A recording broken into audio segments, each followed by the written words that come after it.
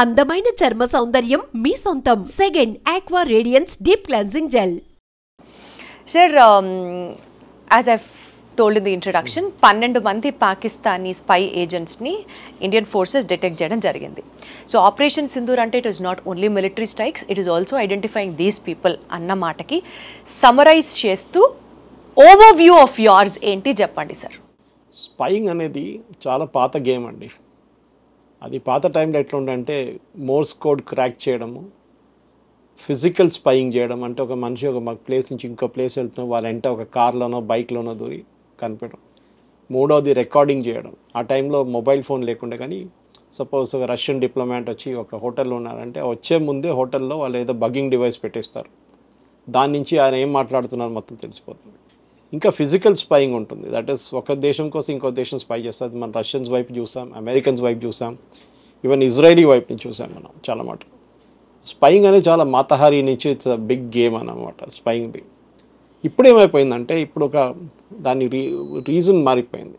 స్పైయింగ్కి రీజనే ఉంటుంది. ఫస్ట్ ఒక దేశం కోసం చేస్తాం, ఒకసారి ఆ దేశం నాకు చాలా ఇష్టం అంటే వాళ్ళ కోసం చేస్తాం, లేకుంటే డబ్బులతో చేస్తాం, మనీ ఎవరైనా డబ్బులు ఇచ్చారు డబ్బులు పట్టి చేస్తాం.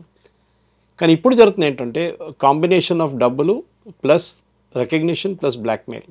Exactly sir. So Jyoti Malhotra case తీసుకుందాము. దట్ ఆమె ఏం చేస్తుందంటే పాకిస్తాన్ ఎంబసీతో టైఅప్లో ఉండే, అంటే ఇప్పుడు వీళ్ళు ఏం చేస్తారంటే వీళ్ళు చూస్తారు చాలా పాపులర్ ఉన్న జర్నలిస్ట్ని ఐడెంటిఫై చేస్తారు. ఇక్కడ కూడా చూడండి, హైదరాబాద్లో కూడా ఇరానియన్ కన్సులేట్ ఉంది, అమెరికన్ కన్సులేట్ ఉంది, బ్రిటిష్ కన్సులేట్ ఉంది, ఇంకా చాలా ఉన్నాయి అట్లాంటి చిన్న చిన్న కన్సులేట్స్. కానీ ఈ British and American the biggest, America is the biggest అన్నమాట. వాళ్ళు ఏం చేస్తారంటే ఒక సెట్ ఆఫ్ న్యూస్ వాళ్ళని కల్టివేట్ చేస్తారు. మన కన్సులేట్ గురించి మాట్లాడుతున్నాం, ఎంబసీ ఢిల్లీ ఇంకో స్టోరీ అది. వాళ్ళు ఏం చేస్తారంటే వీళ్ళని ఒక ఒక ఒక తప్పు తీసుకొచ్చి డెఫినెట్గా వాళ్ళ అమెరికన్ డే అని చెప్పి వీళ్ళు పిలిపిస్తారు, పెద్ద డిన్నర్ పెడతారు. అందరి రికగ్నిషన్, వాళ్ళ కమిషనర్, వాళ్ళ ట్రేడ్ కమిషనర్స్ కానివ్వండి, అంబాసిడర్, వాళ్ళందరి కార్డ్స్ ఎక్స్చేంజ్ చేస్తారు. దాని తర్వాత నెక్స్ట్ స్టెప్ ఏం చేస్తారు, వీళ్ళకి అమెరికాకి ఇన్వైట్ చేస్తారు వీళ్ళని. నేను అమెరికాని ఎగ్జాంపుల్ తీసుకుంటాను, it can be any country. Okay, మీరు మా దేశానికి రండి, వీ హ్యావ్ 10 day లాంగ్ ఒక ఎక్స్పోజర్ టూర్.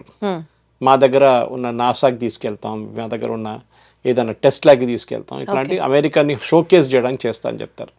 సో వీళ్ళు వాళ్ళతోని టైఅప్ అయిపోతారు. ఒకసారి అక్కడ వెళ్ళిన తర్వాత వాళ్ళని కంప్లీట్ స్టే కానివ్వండి, వాళ్ళ ఫుడ్ కానివ్వండి, వాళ్ళ డ్రింక్స్ కానివ్వండి అన్నీ వాళ్ళు చూసుకుంటారు కంప్లీట్. దాని తర్వాత గిఫ్ట్ అదేని ఇస్తారు. ఏమైందని మీరు వాళ్ళ బ్రాకెట్లో వచ్చేసారు సడన్గా. నెక్స్ట్ టైం వాళ్ళు ఒక ఆర్టికల్ ఉందండి, ఇట్లా ఒక జర్మన్ కంపెనీ ఇండియాలో వచ్చి ఇన్వెస్ట్ చేస్తున్నారంట, మా దగ్గర అమెరికాలో దానికన్నా బెటర్ ప్రోడక్ట్ ఉంది ఒకటి, మీరు ఒక నెగటివ్ స్టోరీ రాస్తారా అని అడుగుతారు. సో వీళ్ళేం చేస్తున్నారు, నెగటివ్ స్టోరీ. నిన్ననే పాకిస్తాన్ ఒక ఫారిన్ మినిస్టర్ చెప్పారు, ఆయన former foreign minister, I won't take the name of the journalist but she is a very popular journalist. ఇప్పుడు కూడా she is very aged now, journalist అని చెప్పుకుంటుంది. She is a socialist more. Times of ఇండియాలో కూడా రాస్తుంది Sunday రోజు ఒక కాలర్. ఆమె దగ్గర he asked to write an article favouring Pakistan foreign policy and she obliged అని చెప్పి ఆయన స్టేట్మెంట్ ఇచ్చారు మొన్న. సో ఇది కాన్స్టెంట్, ఇది మనం కూడా చేస్తాం, వాళ్ళు చేయడం కాదు మనం కూడా చేస్తుంటాం. కానీ ఇట్లా ట్రాప్ చేయడంలో ఏమైపోతుందంటే వీళ్ళు సూనర్ ఆర్ లేటర్ ఆ ఎంబసీతో కనెక్షన్ డెవలప్ చేస్తారు, ఆ కన్సులేట్తో కనెక్షన్ డెవలప్ చేస్తారు, వాళ్ళు వీళ్ళని ఎక్స్ప్లాయిట్ చేసుకుంటారు. అది ఏదైనా ఉండొచ్చు, రొమాంటిక్ ఉండొచ్చు, లేకుంటే ఫిజికల్ ఉండొచ్చు, ఏదైనా ఉండొచ్చు. దాని నుంచి వీళ్ళు బ్లాక్మెయిల్ చేయడం మొదలు పెడతారు. డబ్బులు ఇస్తారు, డబ్బులు ఇచ్చిన ప్రూఫ్ తీసుకుంటారు, that is either way of cash or by digital modes whatever it is.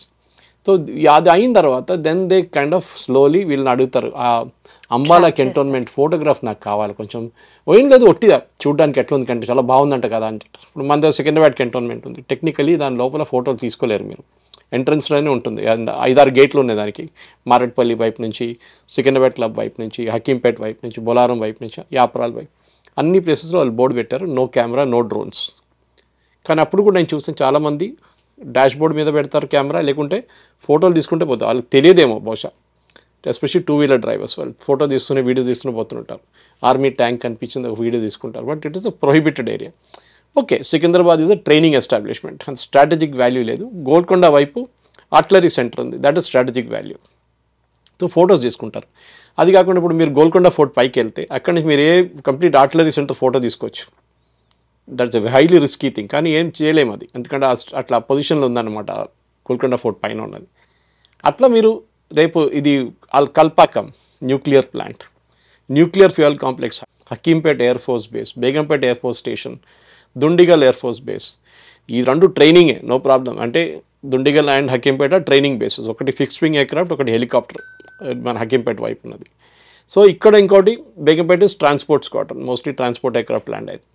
కానీ వాళ్ళకు ఎన్ని ఎయిర్క్రాఫ్ట్ ల్యాండ్ అవుతుంది, ఎవరు వచ్చి ల్యాండ్ అవుతున్నారు, ఎవరిని తీసుకొస్తున్నారు, ఏమైనా ఎక్విప్మెంట్ అన్లోడ్ చేస్తున్నారు అంటే ఇప్పుడు ఓల్డ్ ఎయిర్పోర్ట్ రోడ్ వైపు వెళ్ళి అక్కడి నుంచి ఫోటోలు తీసుకోవచ్చు. ఇవన్నీ చేస్తారు వీళ్ళు.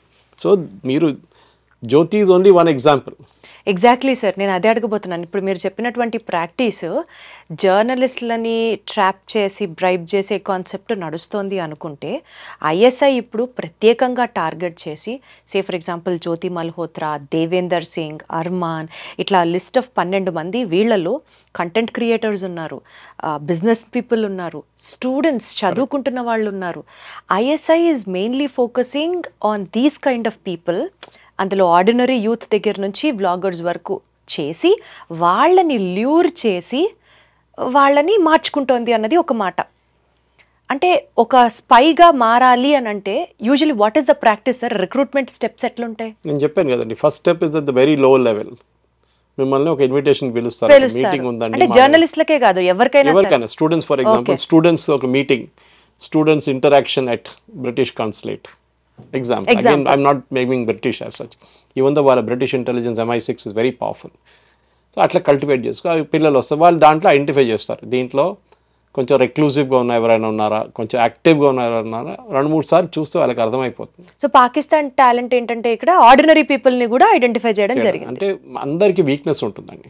కొంతమందికి మందు ఉండొచ్చు, some might be women, some might be money, lot of weaknesses are there. Failed romance for example, వాళ్ళు అది కూడా ఐడెంటిఫై చేస్తారు. When you speak to somebody and realise she's gone through a phase where she is looking for shoulder to weep on అంటారు ఇంగ్లీష్లో. These people will start offering that support. అరే why don't you come to Pakistan, such a beautiful place, we'll arrange everything for you, మీరు రండి, we are a YouTube blogger, you should come and ఇట్లా great place అని చెప్పి మొత్తం తీసుకెళ్తారు. అక్కడ తీసుకెళ్ళిన తర్వాత ఇది మొదలవుతుంది అంతా. So they might any moment ఏంటంటే వాళ్ళు పాపప్ చేస్తారు ఈ question. And first it will be very innocent. నేను చెప్పినట్లే కొన్ని ఫోటోలు కావాలి, అది అక్కడ యూనిట్ల కమాండర్ ఎవరు, ఎంతమంది ఉంటారు అక్కడ పఠాన్కోట్ బేస్లో, లేకుంటే యూనో మన ట్రిచీ బేస్లో, మన బ్రహ్మోస్ బేస్లో ఎంతమంది ఉంటారు అక్కడ. ఇదే కైండ్ ఆఫ్ వాంట్ కన్సిస్టెంట్గా వాళ్ళు అడుగుతుంటారు. ఫర్ మన ఎగ్జాంపుల్, ఒక one of the guys was caught Delhi దగ్గర, ఆయన ట్రైన్స్ ట్రాక్ చేస్తున్నారంట, ఆర్మీ ట్రైన్స్, ఆర్మీ స్పెషల్స్ వెళ్తుంది ఇట్లాంటి సిచ్యువేషన్లో. ఇప్పుడు మన దగ్గర ట్రిబుల్గిరి నుంచి వెళ్తుంది, వాళ్ళకి సపరేట్ సైడింగ్ ఉంది అక్కడే. చాలామందికి తెలియదు, నాలాంటి వాళ్ళకి తెలుసు, ఎందుకంటే వీ హ్యావ్ గాన్ దేర్. వీళ్ళు కండక్టెడ్ టూర్ చేసినప్పుడు వెళ్ళాము అక్కడ. ఇప్పుడు కాదు, I'm talking of before COVID. So సైడింగ్లో వచ్చి పెట్టుకుంటారు, వాళ్ళు అక్కడి నుంచి లోడింగ్ చేస్తారు. కానీ మన దగ్గర ఇట్స్ ట్రైనింగ్ సెంటర్స్, అంత ఆర్మీ యాంటీ ఎయిర్క్రాఫ్ట్ గన్ కానివ్వండి, మిగతా లోడింగ్ ఏమి ఎక్కువ ఉండవు, ట్యాంక్స్ ఏంటి, ఆర్మర్డ్ పర్సనల్ క్యారియర్స్ ఏమి ఉండవు. కానీ కొన్ని ప్లేసెస్లో ఉంటుంది. సో వీళ్ళు ట్రైన్ పోతున్నప్పుడు ఫోటోలు తీస్తారు, అప్పుడు ఎన్ని పోయినాయి. ఇలా వాళ్ళు చేసినందుకు గాను వాళ్ళు ఊహించినంత డబ్బు, లగ్జరీస్, దాని తర్వాత బోలెడని కంఫర్ట్స్ ఆఫర్ చేస్తారంట కదా, నిజమేనా సార్? కరెక్ట్. ఎందుకంటే ఎందుకు చేస్తారు లేకుంటే, రిస్క్ వీళ్ళకి కూడా ఆస్పిరేషన్ లెవెల్స్ ఉన్నాయి. నాకు ఒక కార్ కొనాలి, fancy car, I have to drive a top and BMW, Mercedes, and I cannot afford. Most of the middle class family నుంచి ఐడెంటిఫై చేస్తారు వాళ్ళు, or lower middle class, lure of money కోసం. కొంతమంది passion కోసం చేస్తారు. For example, టిపికల్గా మీరు brain wash చేసినప్పుడు, you know it's a great Islamic nation, you should come there, అది ఇది అని చెప్పి ఇండియాని తిడతారు. అండ్ యూజువలీ వోక్ కల్చర్లో ఉన్న వాళ్ళు పడతారు దీంట్లో వచ్చి. వాళ్ళు డెఫినెట్గా వాళ్ళు చూసినప్పుడు వాళ్ళకేం అర్థమవుతుందంటే, వీళ్ళు వోక్ కల్చర్లో ఉన్న వాళ్ళు, వీళ్ళని ఈజీగా వీళ్ళ సోషల్ మీడియా హ్యాబిట్ చూస్తూనే ఉంటారు. వీళ్ళు ఎట్లాంటి ఆర్టికల్స్ రీపోస్ట్ చేస్తున్నారు, ఎట్లాంటి ఆర్టికల్ రీట్వీట్ చేస్తున్నారు, ఎట్లాంటి ఒరిజినల్ ఆర్టికల్స్ రాస్తున్నారు. ఇప్పుడు నాకు కూడా చాలా మటుకు ఇన్విటేషన్స్ వస్తుందండి ఇక్కడి నుంచి అక్కడ. And I made the policy, I will never go anywhere. ఇవాళ దాకా I'm very proud to say that. నా జర్నలిస్టిక్ కెరియర్లో ఒక ప్లాట్ తీసుకోలేదు నేను. I have not taken a plot. Many people have taken free plots in the government. నేను ఎప్పుడు దాకా ఎవరైనా పిలిచి, ఏ ఎంబసీ అయినా, కన్సులేట్ అయినా పిలిచిన తర్వాత నో, ఐ నోట్, బికాజ్ ఏదైనా ఒకటి ఉంటుంది. ఇంగ్లీష్లో అంటారు nothing called free lunch. So ఇచ్చినప్పుడు వాడికి ఏదో ఉంటుంది, they have something in their mind. But if there is a lecture, for example మీరు చెప్పినట్లు ఏదో ఒక లెక్చర్ ఉంది, ఎవరో పెద్ద సైంటిస్ట్ వస్తున్నారు వాళ్ళ వైపు నుంచి, అప్పుడు ఐ మే గో, బికాజ్ నాకు ఒక నాలెడ్జ్ వస్తుంది దాంట్ నుంచి. అక్కడ వెళ్ళి ఒట్టి బియర్ తాగడమో, విస్కీ తాగడమో, వైన్ తాగడం కాదు కదా. వీ హ్యావ్ టు చీజ్ తినడమో అంత కాదు. They want expose you to that culture. But మనకి ఒక లెక్చర్ ఇచ్చినప్పుడు definitely I will go. So మన ఎథిక్స్ మన వాల్యూస్ ఆర్ ఇంపార్టెంట్. మన అమ్మ నాన్న అమ్మగారు నాన్నగారు నేర్పించింది ఎథిక్స్. అది got it. That you can proudly hold up your head and say నేను 10 పైసలు జీవితంలో సంపాదించలేదు, 2 bedroom ఇంట్లో ఉంటాను, ఫ్లాట్లో ఉంటాను, drive small car, no hassles, no ego, nothing. మీ daughter is married off well, అంత ఇష్యూసే లేదు మనకి. సో యాజ్ లాంగ్ యాజ్ మీరు హ్యాపీగా ఉండండి. మీకు ఆస్పిరేషన్ లెవెల్ నాకు ఇంకా డబ్బులు కావాలి, ఇంకా డబ్బులు కావాలి, డబ్బులు అనేది దానికి ఒక లిమిట్ లేదు. That is very important. ఈ స్పైయింగ్ కూడా 2 levels నడుస్తుంది. మీరు you can go back and Google one case called Samba spies case. It is very close to the Pakistani border. పెద్ద ఆర్మీ డిటాచ్మెంట్ ఉండే అక్కడ. It was meant for counter intelligence.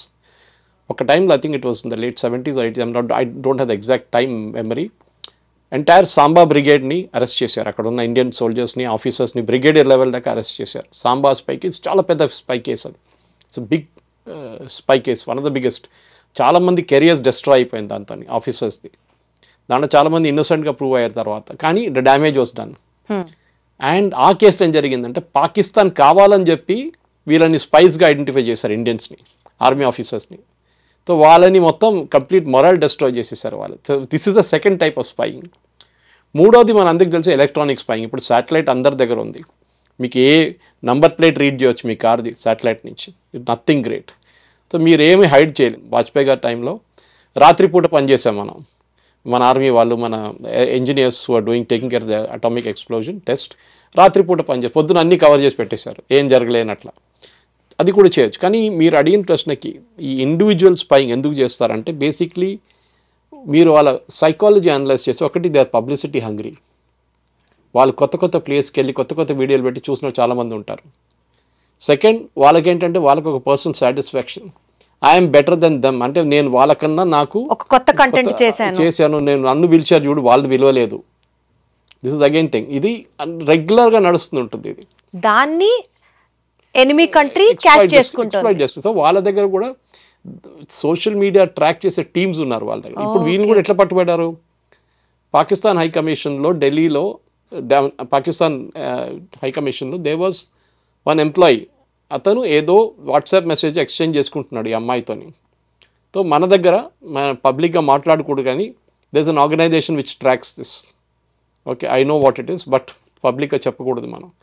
వాళ్ళు మీ email, నా ఈమెయిల్ రీడ్ చేస్తారు, మీ వాట్సాప్ రీడ్ చేస్తారు, నా వాట్సాప్ రీడ్ చేస్తారు. ఏ మెసేజ్ అంటే ఇఫ్ యూఆర్ ట్రాకింగ్, అదర్వైజ్ అందరు 140 కోట్ల కాదు. So they have algorithms, keywords చూస్తారు దాంట్లో అలగ్రిథమ్స్. వాట్సాప్ మెసేజ్ చాలా బాగుంది. సిగ్నల్ యూస్ చేస్తారు, ఒకసారి టెలిగ్రామ్ యూస్ చేస్తారు. Telegram and signal slightly tough to crack. WhatsApp కొంచెం చాలా ఈజీ అనమాట. సో వీళ్ళు కన్సిస్టెంట్గా ఈ డేటా ట్రాక్ చేస్తున్నప్పుడు ఆ డేటాలో ఎక్కడో కొన్ని కీవర్డ్స్ వస్తుంది.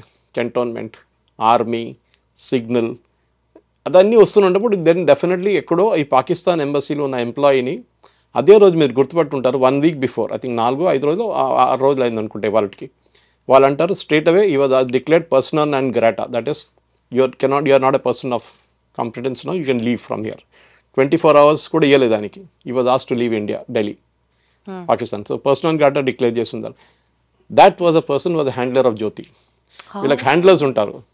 అంటే వీళ్ళని డైరెక్ట్ చేసాం, వీళ్ళతో కాంటాక్ట్, అందరు కాంటాక్ట్లో ఉంటారు, మధ్యలో మీడియేటర్స్ ఉంటారు. సో మీరు చూసుంటారు ఇప్పుడు ఆమె కలిసిన కొంతమందిని డానిష్ అని ఎవరో ఉన్నారు. These are all people who are kind of there. అనుకుంటే దిస్ క్యారెక్టర్స్ ఆర్ కన్సిస్టెంట్. ఇప్పుడు నిన్ననే ఒక మహిళ భారతదేశం మన ఎంబసీలో పనిచేసింది, పాకిస్తాన్లో పనిచేసిన one lady was arrested yesterday by our intelligence agencies. And ఆమె అడిగిన ప్రశ్న చాలా క్రూషల్. ఆమె ఇప్పుడు ఇండియాలో ఉంది, కానీ మీరు ఇప్పుడు ఇంత రోజులు తీసుకున్నారా నన్ను పట్టుకోవడానికి? Look at the arrogance. I mean అదే అడుగుతున్నారు. సో ఇదొక షాడో గేమ్. ఇది బయట పబ్లిక్లో ఎక్కువ తెలియదు. ఇప్పుడు మీరు కూడా చూడండి, అందరు ఇన్ఫ్లుయెన్సర్స్ని తప్పుపట్టట్లేదు ఉన్నారు, కానీ కొంతమంది డబ్బు చూసి, ఇప్పుడు మన దగ్గర యూట్యూబ్ ఛానల్స్ ఉంటుంది చూడండి, కొంతమంది ఓవర్బోర్డ్ పోతారు. సో యూట్యూబ్ కూడా చాలా కేర్ఫుల్ అయిపోయారు. ఇప్పుడు యూట్యూబ్ ఏం అడుగుతున్నారంటే మీకు 1,00,000 views వచ్చిందని అడగట్లేదు, మాకు 500 views కూడా చాలు. బట్ ఆడియన్స్ ఎవరు చూస్తున్నారు మిమ్మల్ని? Organic audience. ఆర్గానిక్ కూడా కాదు, వాళ్ళ ప్రొఫైల్ చూస్తారు ఆడియన్స్లో. కొంతమందికి 20 followers ఉంటారు అంత యూట్యూబ్లో. వాడు వచ్చి లైక్ కొడతాడు, కానీ వాడు సైకిల్ కొనలేడు. వాడు and I'm just not decry, వాడు ఒక మోటార్ సైకిల్ కొనలేడు, కానీ వాడు లైక్లు కొడుతూనే ఉంటాడు. సో అడ్వర్టైజింగ్, ఎందుకంటే the entire revenues driven by advertising. అది ఇన్స్టాగ్రామ్ ఉండొచ్చు, మీది యూట్యూబ్ ఉండొచ్చు, ఫేస్బుక్ ఉండొచ్చు. లైక్ ఫర్ ఫేస్బుక్ నుంచి నాకు డబ్బులు వస్తాయి as a content creator. I get paid by Facebook. Okay, good amount of money every month. Because నేను పెట్టే కంటెంట్కి ఒక్కొక్క కంటెంట్ 400 మంది లైక్ చేస్తారు, లేకుంటే 1000 మంది లైక్ చేస్తారు. కొన్ని వీడియోలు almost gets about 50,000 views. So నాకున్న రెవెన్యూ నాకు వస్తుంటుంది. But that is the ethical way of doing it. That is I'm straight forward. నేను ఎవరు కంటెంట్ దొంగతనం చేయట్లేదు, నేను ఎవరి కంటెంట్ మీద ఎవరి గురించి ఎక్కువ రాయట్లేదు. పాకిస్తాన్ ఇంతమంది దేశం వల్ల లేకుంటే యూకేకి వెళ్ళాలి, యూఎస్కి వెళ్ళాలి. I'm not doing all that. ఇంకోటి థర్డ్ వన్ ఇస్ వీళ్ళు బయటికి వెళ్ళినప్పుడు కూడా, ఫర్ ఎగ్జాంపుల్ మీరు యూఎస్లో సెటిల్ అయ్యారనుకోండి, మిమ్మల్ని కల్టివేట్ చేస్తారు వాళ్ళు. ఫర్ ఎగ్జాంపుల్ మీ ఫాదర్ ఆర్మీలో ఉన్నారు, ఎయిర్ ఫోర్స్లో ఉన్నారు, మీతో కల్టివేట్ అయ్యి మిమ్మల్ని ఆడుకొని మీ ఫ్యామిలీని కొంచెం డీటెయిల్స్ తీసుకొని మీరు అక్కడి నుంచి మీరు మొదలు పెడతారు మళ్ళీ. సో స్పైయింగ్ అనేది ఇప్పుడు కొత్త సోషల్ మీడియా ట్రెండింగ్తో మీరు చెప్తున్నారు, కానీ ఇట్లాంటివి చాలా మటుకు జరిగింది దీనికన్నా ముందు, కానీ ఒక డిఫరెంట్ లెవెల్కి వెళ్ళిపోయింది ఇది అయితే.